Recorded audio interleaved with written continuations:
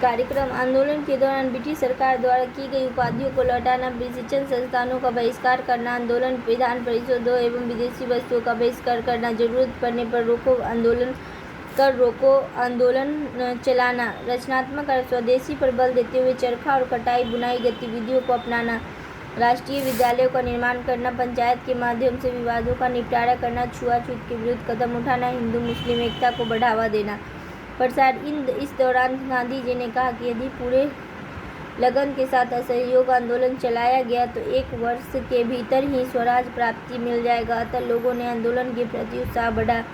इसी क्रम में बंगाल के क्रांतिकारी संगठनों ने भी कांग्रेस के कार्यक्रम का पूर्ण समर्थन देने की घोषणा की। आंदोलन के दौरान मोतीलाल नेहरू, जवाहरलाल, चित्तरंजन दास, राजगोपालाचारी, टी प्रकाशम, आसफ अली जैसे प्रतिष्ठित वकीलों ने अदालत का बहिष्कार किया। आंदोलन के दौरान तिलक स्वराज फंड का निर्माण किया, जो धन संग्रह करने में अपने लक्ष्य से आगे निकल गया। इसका लक्ष्य 1 करोड़ रुपए जमा करना था। विद्यार्थियों ने स्कूल कॉलेज छोड़ दिए तथा शिक्षण संस्थानों के बहिष्कार में WB आगे रहा। वेस्ट बंगाल। सुभाष चंद्र बोस की भी सिविल सेवा से त्याग पत्र देकर आंदोलन में शामिल हुआ। फिर नेशनल कॉलेज कलकत्ता के प्रधान बने। आंदोलन के दौरान बंगाल के मिदनापुर के कोंटाई क्षेत्र में वीरेंद्र नाथ संसमाल का नेतृत्व में किसान संगठन का निर्माण शुरू हुआ और यूनियन बोर्ड के खिलाफ आंदोलन चला। इसी तरह आंध्र प्रदेश के गुंटूर जिले के चिराला, पिराला नगर एवं पेडा नदी तुलका में यूनियन बोर्ड के खिलाफ कर अदा करना आंदोलन चलाया गया। बंगाल के राष्ट्रवादी नेता सेनगुप्त ने रेलवे मजदूरों की हड़ताल में भूमिका निभाई। नवंबर 1921 तक आंदोलन उग्र हो गया। वस्तुतः वेल्स इंग्लैंड के राजकुमार के आगमन पर उनके विरोध के क्रम में बम्बई में हुई हिंसा हुई। इस दौरान गांधी जी ने कहा, स्वराज की गंध से मेरे नथुने फटने लगे हैं। आंदोलन के समय मोहम्मद अली जिन्ना, एनी बेसेंट एवं कोपोर्ट जैसे नेताओं ने कांग्रेस छोड़ दी क्योंकि वे संवैधानिक एवं न्यायपूर्ण ढंग से आंदोलन चलाने के पक्ष में थे। असहयोग आंदोलन में विदेशी कपड़ों की होली जलाने रविन्द्रनाथ टैगोर ने गांधी जी की आलोचना की। संयुक्त प्रांत यूपी में चौरा चौरी नामक स्थान पर 5 फरवरी 1920 ईस्वी को हुई हिंसा हुई तथा गांधी जी ने 12 फरवरी को बारदोली प्रस्ताव के तहत असहयोग आंदोलन वापस ले लिया। अनेक राष्ट्रवादी नेता जैसे चित्तरंजन दास, मोतीलाल नेहरू, सुभाष चंद्र बोस गांधी के असहयोग आंदोलन के वापसी के निर्णय से असहमत थे। अतः गांधी जी को मार्च 1922 में गिरफ्तार कर लिया गया। क्या आंदोलन असफल रहा? गांधी जी ने आंदोलन के दौरान कहा कि 1 वर्ष के भीतर स्वराज मिल जाएगा, किंतु ऐसा नहीं हुआ। 1 वर्ष के पश्चात आंदोलन अचानक वापस ले लिया गया। इस आधार पर आंदोलन को असफल कहा जाता है। इसी आंदोलन में इस आंदोलन की सफलता इस बात पर भी निर्धारित नहीं होती कि उसने लक्ष्य पाया अथवा नहीं, बल्कि इस बात से भी निर्धारित होती है कि आंदोलन में क्या प्रभाव छोड़ा। इस दृष्टि से आंदोलन को असफल नहीं कहा जा सकता क्योंकि राष्ट्रीय आंदोलन में इसका गहरा प्रभाव पड़ा। इसकी उपलब्धियां निम्नलिखित तरीके से दिखाई पड़ती। पहली बार पूरे देश में जनता की सरकार के विरुद्ध एकजुटता प्रदर्शित की। पहली बार यह स्पष्ट हुआ कि स्वतंत्रता की भूख केवल पढ़े लिखे धनी वर्ग की ही नहीं बल्कि पूरे राष्ट्र की है। किसान, मजदूर, महिलाएं, बच्चे, हिंदू मुस्लिम के आंदोलन में सक्रिय भागीदारी रही। इस आंदोलन का सामाजिक आधार व्यापक हुआ। आंदोलन ने जनता में यह विश्वास पैदा किया कि देश का प्रत्येक नागरिक दासता से मुक्ति पाने के लिए संघर्ष कर सकता है। असहयोग आंदोलन की वापसी के संदर्भ में विवाद।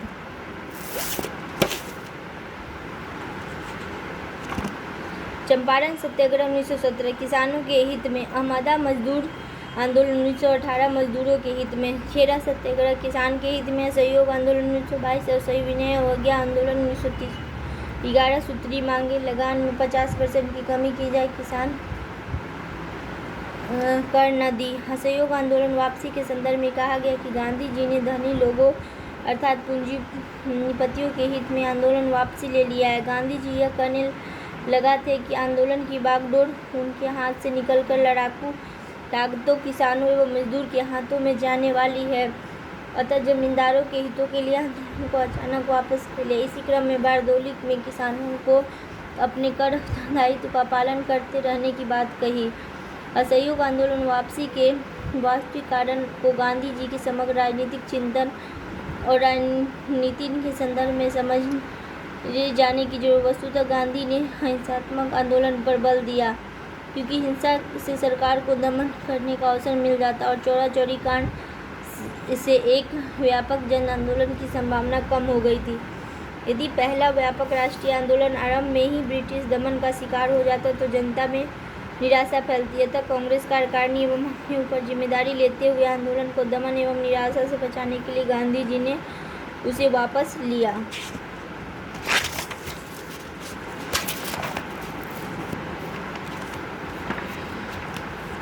गांधीवादी रणनीति की मान्यता थी कि जन आंदोलन लगातार लंबे समय तक नहीं चल सकता क्योंकि जनता का ऊर्जा असीमित नहीं होती है। असहयोग आंदोलन के 1 वर्ष से ज़्यादा चल चुका था और जनता की ऊर्जा समाप्त होने वाली है। अतः इस ऊर्जा के आगे आंदोलन को बनाए और बचाए रखने हेतु आंदोलन वापसी जरूरी समझी गई। लड़ाकू ताकतों से डरने और किसान विरोधी होने की बात तार्किक नहीं है। वस्तुतः असहयोग चलने से पहले चंपारण, अहमदाबाद और खेड़ा में गांधी जी ने किसान एवं मजदूरों के हितों के लिए संघर्ष किया था और आगे भी वायसराय इरविन के समझ अपनी मांगों में लगान में 50% की कमी की मांग रखी थी। इसलिए गांधी जी के किसान विरोधी होने की बात प्रमाणित नहीं होती। साथ ही आंदोलन के पश्चात कर रोको आंदोलन चलाए जाने का कोई औचित्य नहीं रह गया। इसलिए किसानों से कर दायित्व की पूर्ति की बात कही। इस दृष्टि से आंदोलन वासी किसी वर्ग के स्वार्थ पूर्ति के लिए उठाया कदम नहीं था बल्कि व्यापक राष्ट्रीय आंदोलन से जुड़ा हुआ गांधीवादी रणनीति का एक हिस्सा था। असहयोग आंदोलन की वापसी के बाद भारतीय राजनीति। Swaraj party 1923, Simon commission 1937, Nehru report 1928, Congress का लाहौर अधिवेशन 1929, गांधी का 11 सूत्री मांगे 1930, स्वराज पार्टी 1923। असहयोग आंदोलन की वापसी। असहयोग आंदोलन के पश्चात कांग्रेस, परिवर्तनवादी गुट, अपरिवर्तनवादी, चित्तरंजन दास, मोतीलाल नेहरू, विठल भाई पटेल। चली आ रही गांधीवादी रणनीति में परिवर्तन करते हुए विधायिका में प्रवेश कर सरकार का विरोध करना। चली आ रही गांधीवादी रणनीति के अनुरूप रचनात्मक कार्यों को अपनाना। राजगोपालाचारी, राजेंद्र प्रसाद, वल्लभ भाई पटेल। स्वराज पार्टी। स्वराज पार्टी। असहयोग आंदोलन की वापसी के पश्चात कांग्रेस के अंदर वैचारिक मतभेद पैदा हुआ। इसी क्रम में परिवर्तनवादी और अपरिवर्तनवादी के रूप में कांग्रेस 2 गुट सामने आए। चित्तरंजन दास, मोतीलाल नेहरू, विठल भाई पटेल जैसे नेता आ रही गांधीवादी नीति परिवर्तन चाहे। उनका मानना था कि कांग्रेस चुनाव में शामिल हो और विधायिका में प्रवेश कर ब्रिटिश सरकार की नीतियों का विरोध। यह गुट परिवर्तनवादी गुट कहलाया। दूसरी तरफ अपरिवर्तनवादी नेता जैसे राजेंद्र प्रसाद, राजगोपालाचारी, वल्लभ भाई पटेल ने गांधीवादी नीति किसी भी तरह परिवर्तन को स्वीकार नहीं बल्कि वे गांधीवादी रचनात्मक कार्य को ही चलाए जाने के पक्ष में थे। ऐसी स्थिति में दिसंबर 1922 ईस्वी में कांग्रेस के गया अधिवेशन में अध्यक्ष चित्तरंजन दास विधायिका प्रवेश का प्रस्ताव अस्वीकृत हो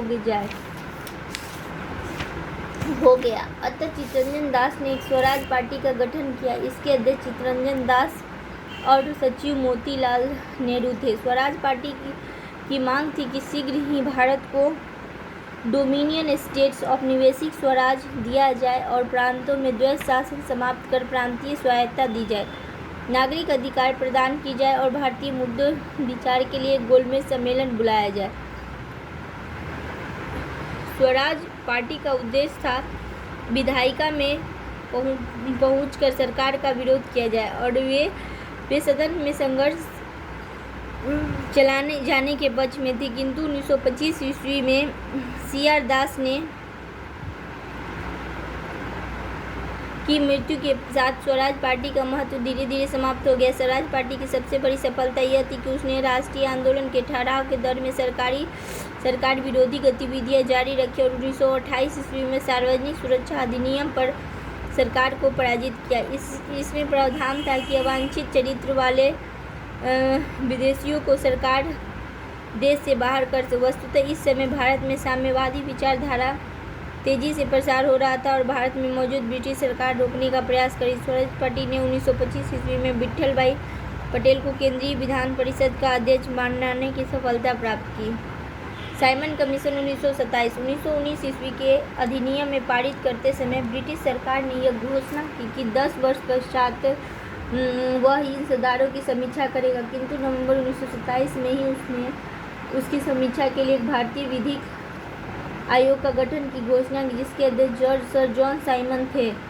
इसलिए साइमन कमीशन कहा गया। इसमें सभी सदस्य विदेशी थे। इस आयोग को वर्तमान सरकारी व्यवस्था, शिक्षा के प्रसार एवं प्रतिनिधि संस्थानों के अध्ययन के पश्चात यह सुझाव देना था कि भारत में उत्तरदायी सरकार की स्थापना कहाँ तक उचित है और भारत के लिए कहाँ तक तैयार है। आयोग के सभी 7 सदस्यों ये विदेशी होने के कारण भारतीयों ने इसका विरोध किया। इसका कहना था कि भारतीय मुद्दे पर विचार करने आए आयोग में भारतीय सदस्यों का होना जरूरी है। अतः कांग्रेस ने 1927 ईस्वी में मद्रास अधिवेशन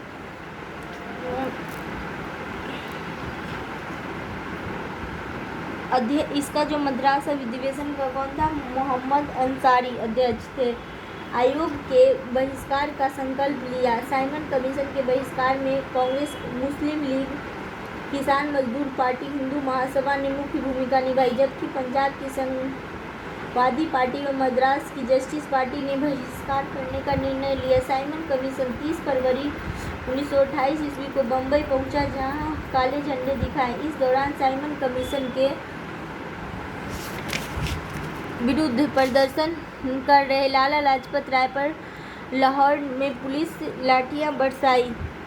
लाठियां चलाई। फलतः नवंबर 1928 ईस्वी में उनकी मृत्यु हो गई। साइमन कमीशन ने 1930 ईस्वी में ये अपनी रिपोर्ट प्रस्तुत की, जिसमें मरणोपरांत में एक उत्तरदायी सरकार का गठन, केंद्रीय विधानमंडल का पुनर्गठन किया जाए।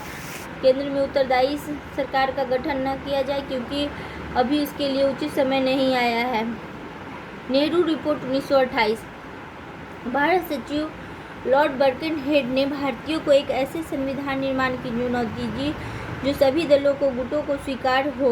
इसी क्रम में मोतीलाल नेहरू की अध्यक्षता में एक समिति का गठन हुआ, जिसमें शोएब कुरैशी, अली इमाम, सुभाष चंद्र बोस, तेज बहादुर सप्रू, मगन सिंह आदि शामिल थे। इस समिति ने अगस्त 1928 ईस्वी में और नेहरू रिपोर्ट की, जिसके प्रमुख बिंदु निम्नलिखित: भारत के डोमिनियन स्टेट औपनिवेशिक स्वराज दी जाए और एक उत्तरदायी मुस्लिम पृथक निर्वाचन प्रणाली को समाप्त करके संयुक्त निर्वाचन भाषाई आधार पर प्रांतों का गठन किया जाए। मौलिक अधिकार जैसे वयस्क मताधिकार, महिलाओं का समान अधिकार, केंद्र और प्रांतों में शक्तियों का स्पष्ट विभाजन किया जाए। शीर्ष शक्तियाँ केंद्र में हो। सिंध को बम्बई से अलग कर एक नया भारत में एक प्रतिरक्षा समिति और एक उच्चतम न्यायालय की एक धर्मनिरपेक्ष राज्य की स्थापना की जाए। नेहरू रिपोर्ट में शामिल प्रावधान सदस्यों की बहुमत के आधार पर नेहरू रिपोर्ट से सुभाष चंद्र बोस एवं जवाहरलाल नेहरू डोमिनियन स्टेट्स के मुद्दे पर सहमत नहीं थे। अतः दोनों ने मिलकर 1928 ईस्वी में एक भारतीय स्वतंत्रता लीग का गठन किया और पूर्ण स्वराज की मांग रखी। इसी तरह जिन्ना ने रिपोर्ट को स्वीकार कर दिया और मार्च 1929 ईस्वी में 14 सूत्री मांगें प्रस्तुत की, जिसमें मुस्लिम पृथक निर्वाचन प्रणाली में बनाए रखने और उसी शक्ति की बात मुख्य रूप से शामिल थी। यह मांग मुस्लिम अलगाव और सांप्रदायिकता के विकास में सहायक सिद्ध हुई। लाहौर अधिवेशन 1929। कांग्रेस के लाहौर अधिवेशन में गांधी जी के प्रयासों से जवाहरलाल नेहरू अध्यक्ष बने। इसी अधिवेशन में नेहरू ने लंदन में होने वाले गोलमेज सम्मेलन में बहिष्कार करने और पूर्ण स्वराज का प्रस्ताव रखा। गांधी को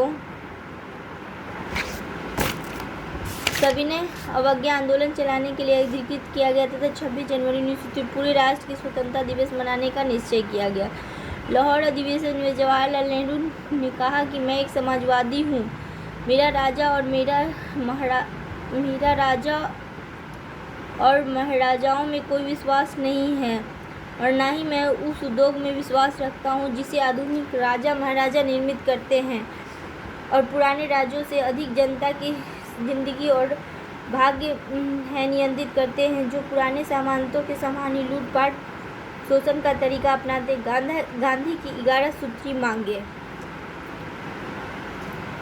गांधी ने जनवरी 1930 ईस्वी में यंग इंडिया लेख में 11 सूत्री मांगें प्रकाशित कर सरकार के समक्ष रखा। इनमें सिविल सेवाओं एवं सेना के व्यय में 50% की कमी की जाए, लगान में 50% की कमी की जाए, नशीले वस्तुओं की बिक्री पर रोक लगाई जाए, नमक पर समाप्त किया जाए, नमक उत्पादन पर सरकार का एकाधिकार, भारत कपड़ा उद्योग को संरक्षण दिया जाए अर्थात विदेशी वस्तु के आयात पर नियंत्रण किया जाए, सभी राजनीतिक कैदी आज़ाद कर दिए जाएं, गुप्तचर विभाग समाप्त कर दिया जाए, सशस्त्र कानून के परिवर्तन किए जाए, भारतीय आत्मरक्षा हेतु शस्त्रों को रखने के लिए लाइसेंस दिया। सरकार ने इन मांगों को स्वीकार कर दिया। इस पर गांधी ने कहा, हमने घुटने टेक कर रोटी मांगी थी, बदले में मुझे पत्थर मिला। अंग्रेजी राज सिर्फ बल प्रयोग का जवाब देता है। इसी क्रम में गांधी ने सविनय अवज्ञा आंदोलन प्रारंभ किया।